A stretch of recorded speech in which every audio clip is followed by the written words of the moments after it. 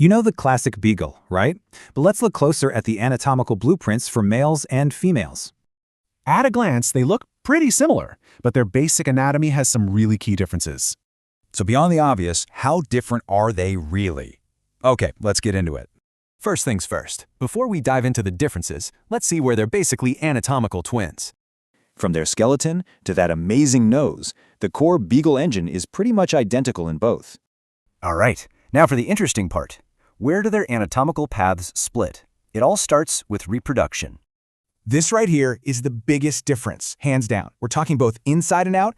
For the male, you've got external parts plus an internal prostate gland, all for making puppies.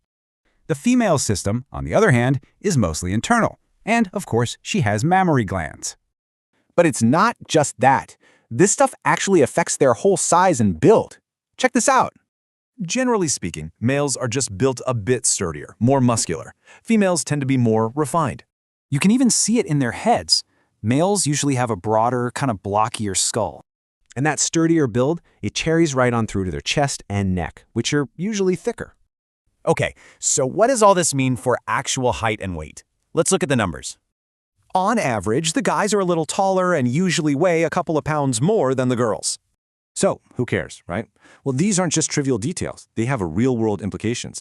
So, let's recap the big three takeaways. It's all about reproduction, their overall build, and their average size. Knowing these blueprints, the real question is, which one is the better fit for your lifestyle?